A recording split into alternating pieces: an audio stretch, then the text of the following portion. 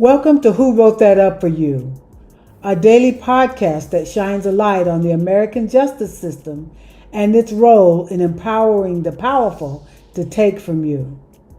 The justice system is the only branch of your government where an individual rather than the collective can make the system act for you. It puts power in the individual's hands, but it's broken and being used against you at a time when you need it most.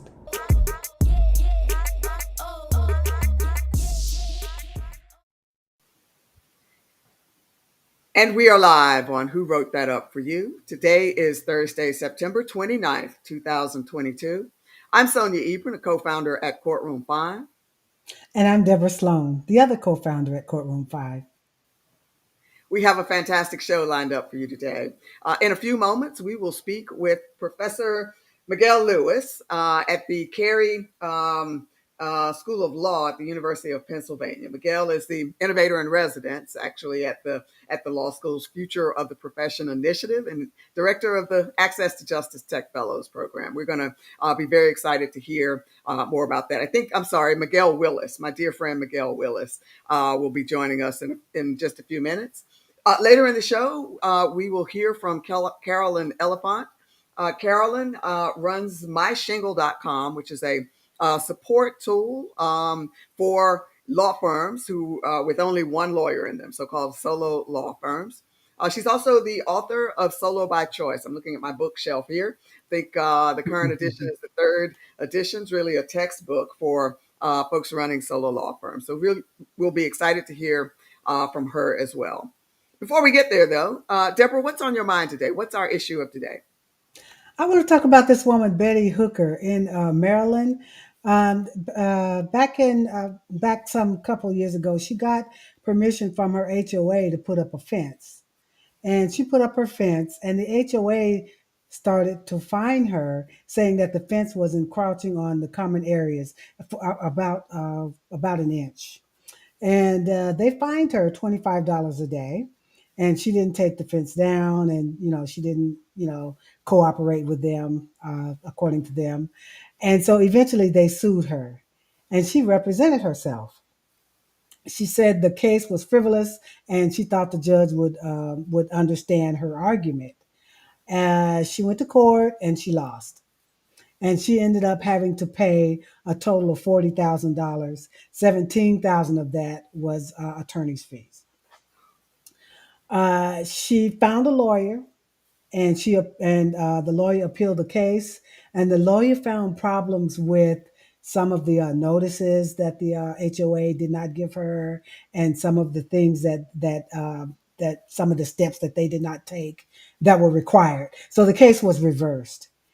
But I looked at this, and I'm thinking of some of the issues that we've discussed here on this program regarding, first, yesterday with the pro se litigant, we talked about things that make pro se litigants lose. And one was false bravado, where you're going into court and you're thinking you have a solid argument. And I'm sure she did. A solid argument. She had a solid all the facts were pretty much on her side, and but she didn't. But she eventually lost because she was seeing their case, as frivolous, and she thought the judge would understand. And a lawyer comes in, and they're like, "Okay, you have to have a little bit more than that." And I'm really, really glad that the case was reversed.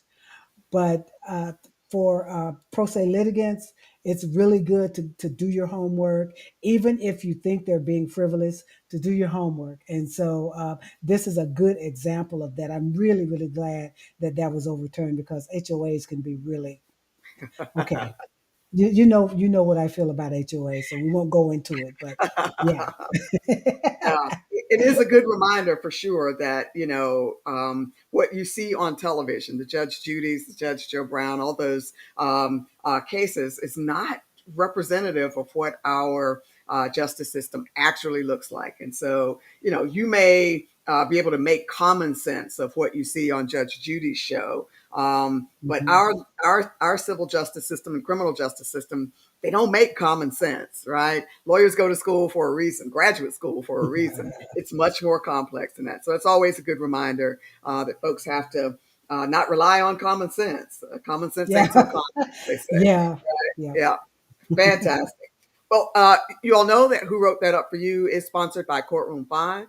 At Courtroom 5, we believe the courts belong to the people, in particular to the people who use them. And we, the people, are coming to claim our courts. So if you are in court without a lawyer, or if you need to sue someone and can't afford a lawyer to represent you, get yourself over to courtroom5.com. Try our tools, training, and services on a limited basis and see if we can provide some relief for you there. All right, at this time, I'd love to welcome onto the show our good friend, Miguel Willis. Miguel, thank you so much for joining us on Who Wrote That Up For You. Oh, the pleasure's all mine. Thank you for inviting me. Fantastic, fantastic.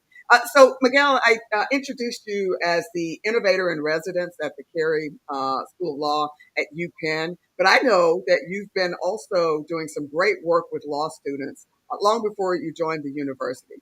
Tell us, if you will, about your work with the Access to Justice Tech Fellows program. What's happening there?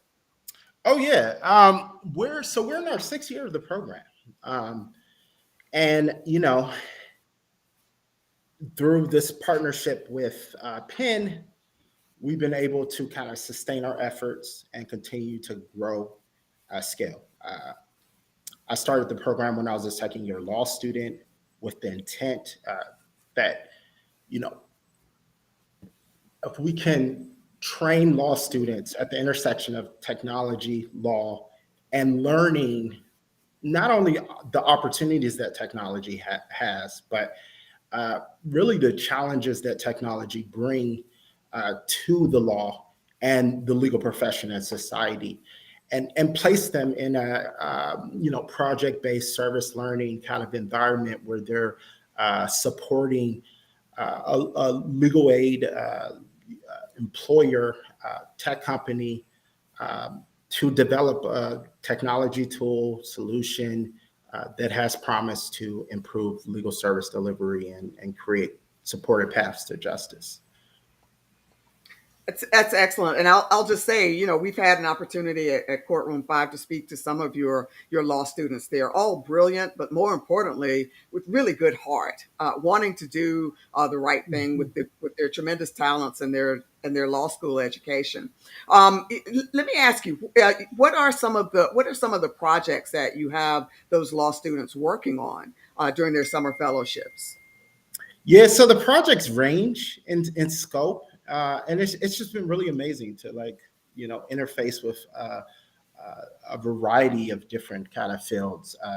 This summer was actually interesting. So we had a fellow work on a project with immigrationhelp.org to develop and build out like a use case for asylum seekers and women who have been abused, and to help them and support them in getting access to legal immigration resources. So the fellow was working with one of the co-founders of Immigration Help, is a former Access to Justice Tech fellow. So we're really starting to see both, from our guest lecturers and faculty that come back to speak, and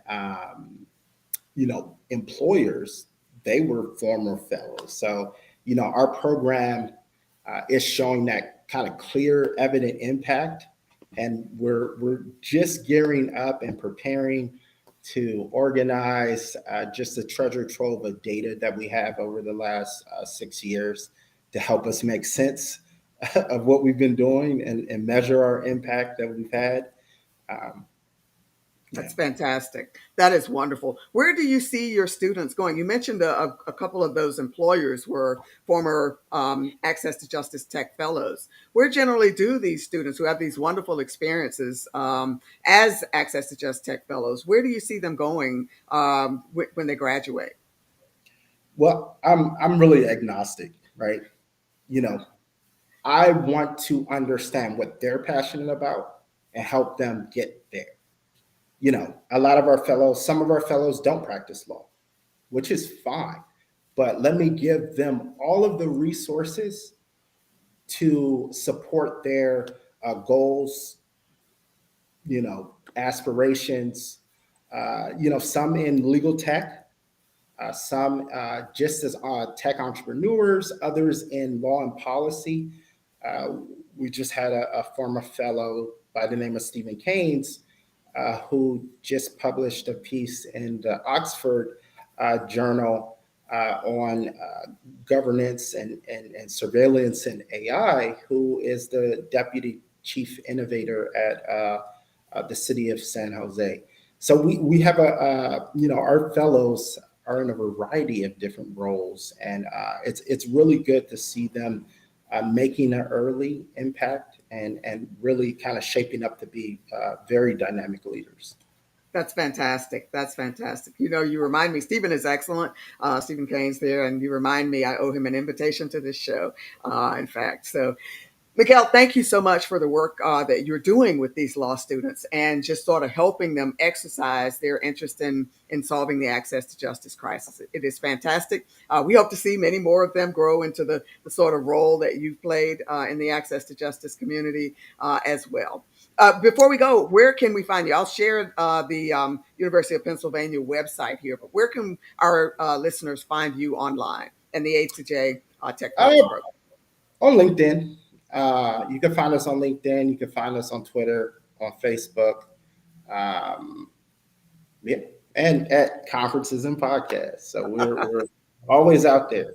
Fantastic, fantastic. Miguel, thank you so much for joining Who Wrote That Up for You. We will have you back on again soon. And thanks for all the great work you do there. Thank you for your support, and I really, really love this podcast. See you Thank soon. you.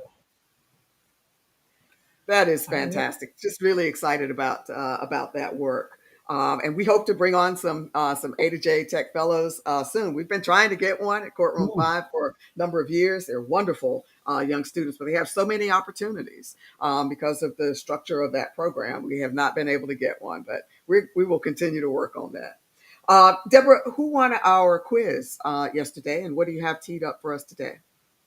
Okay, we have a winner today. We did not yesterday, but we have a winner today. The question was, what does stare decisis mean? And stare decisis is a Latin term for to stand by things decided, which means that a previous court case or a court opinion gets precedent in a particular jurisdiction. Judges can use the case as authority to make the same decision given a similar set of facts. And the winner is Ethel H. Congratulations, Ethel.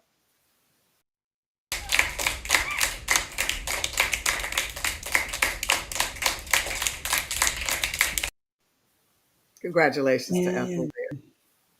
and today's quiz, what is the difference between primary and secondary legal sources?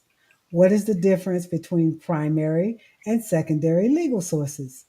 If you want to participate in the quiz, send your responses to quiz at courtroom5.com.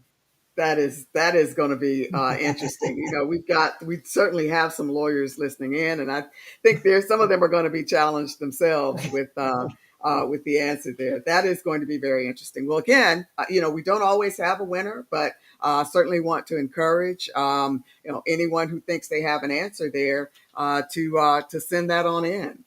Let's see. At this time, I want to bring on to the show Carolyn Elefant. Um, Carolyn is the brain behind MyShingle.com. It is a tremendous trove of resources and information for solo law firms. That's a law firm with only one lawyer practicing there. And she's also, as I mentioned earlier, the author of Solo by Choice. It's sitting on my bookshelf here, currently the third edition of it. Now, Carolyn, welcome to Who Wrote That Up for You. Thank you so much for joining us. Thank you. Can you hear me? Is the sound okay? Oh yeah. Oh, you're wonderful. Fantastic. I was just going to say that, I don't practice law. Never had a solo law firm, but we certainly work with them here at Courtroom 5. And so we've needed to understand the experience. And your book rather, is really a textbook for any lawyer who wants to understand how to set up their own shingle, if you will, how to set up their own practice. How did you come to that work and that understanding?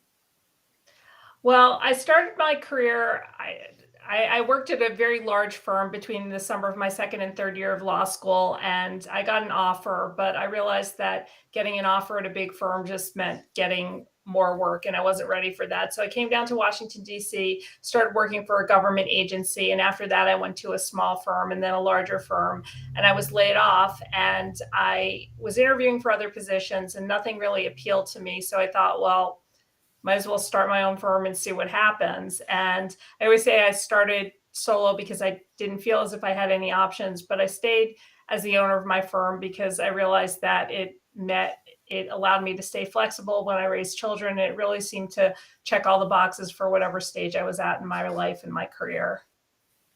Fantastic. I suspect you learned a lot. I imagine at the time there were not the wealth of resources that you've created or shared available to solo law firms to just, set up a firm that way.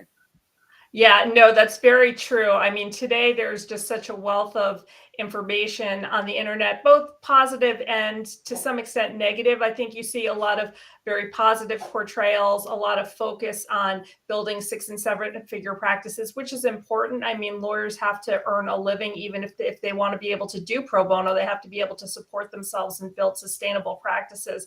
But I think that to some extent, the focus exclusively on making more money and charging clients more instead of finding ways to accommodate clients and still build a healthy practice is important.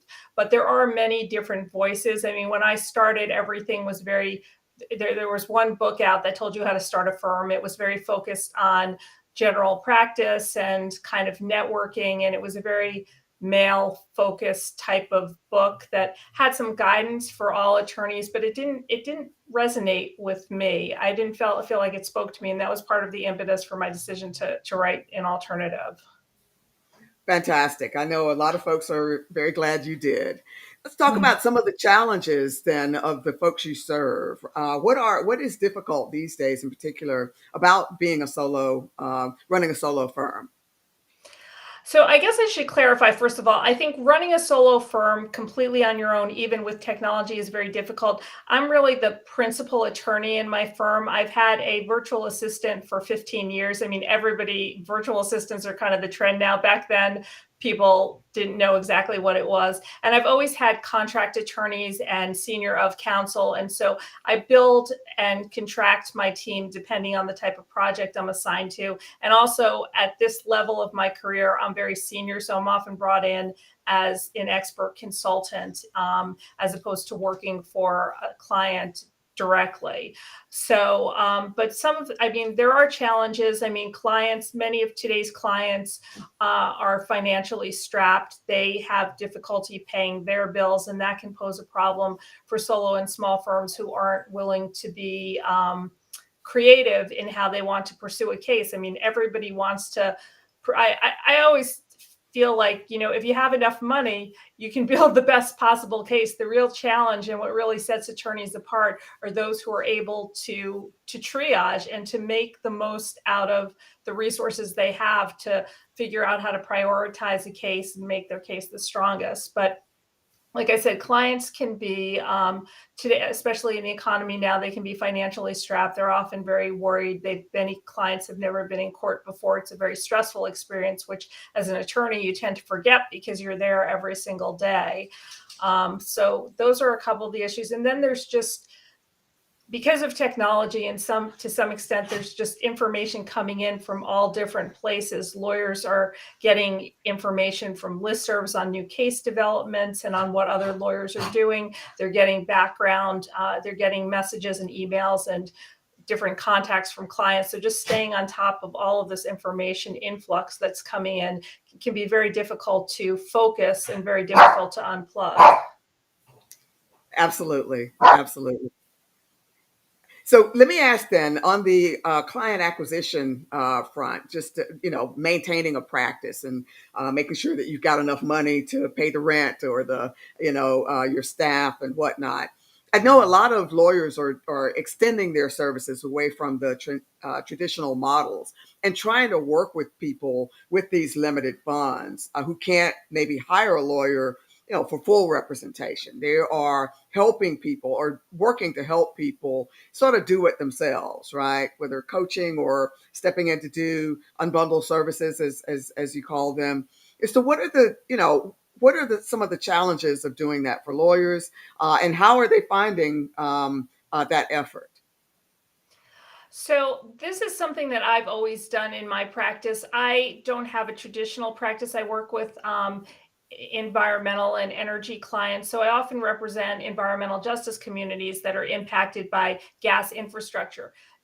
The individuals in this community are incredible. By the time they come to me, they've already found the Code of Federal Regulations online. They're quoting regulations to me that I haven't myself read in a couple of years. And they just need guidance. And I often recommend that because the work that you do at, the first 80% of these citing cases doesn't really require a lawyer. It requires the brute force of filing comments all the time, putting together information. And if you have funding, I would recommend that they hire an expert to get that information. So I find that the challenge isn't so much clients not being informed. I think many clients who seek unbundled services or alternative arrangements tend to be more proactive and more educated about the process. So I don't see that as a challenge.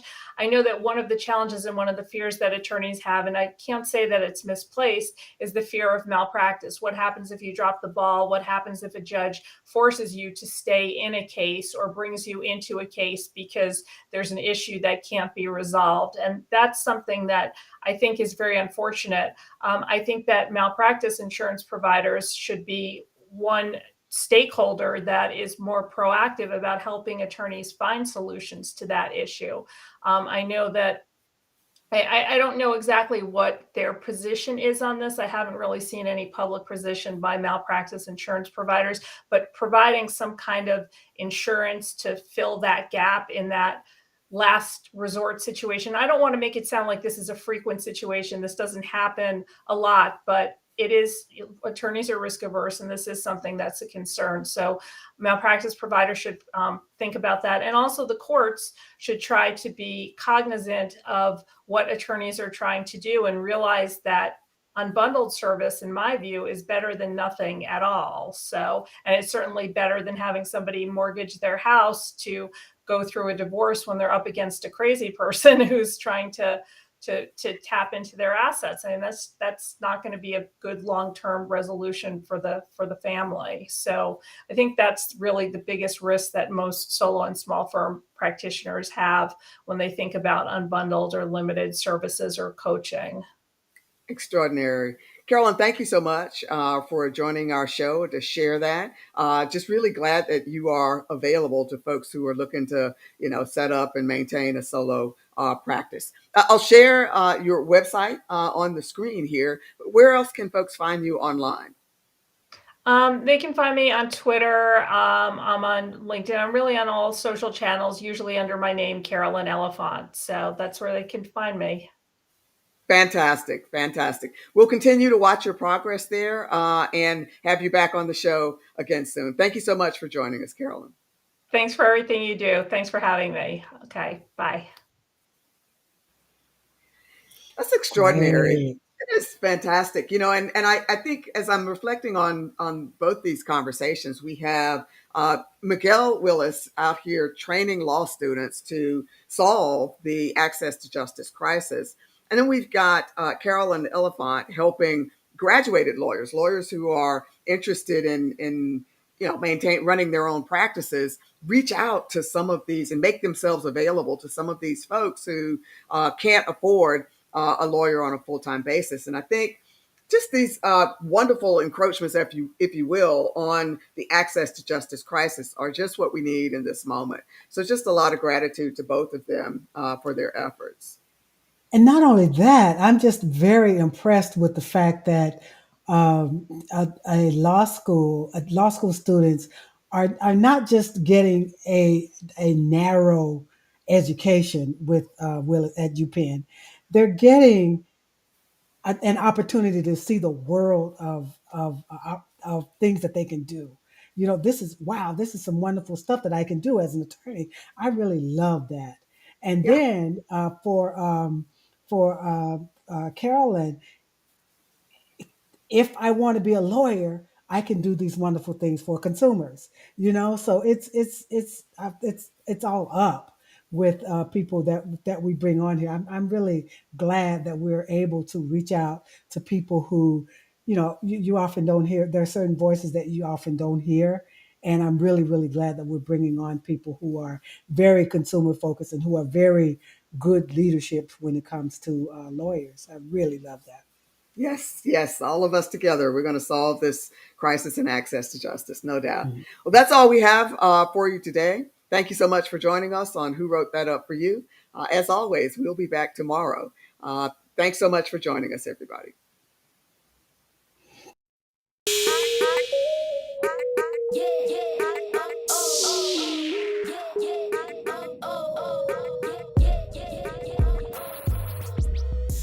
Are you feeling beleaguered, angry, or afraid, as if things are spinning out of control and you're powerless to stop them? It's easy to just let things slide and hope they don't get worse.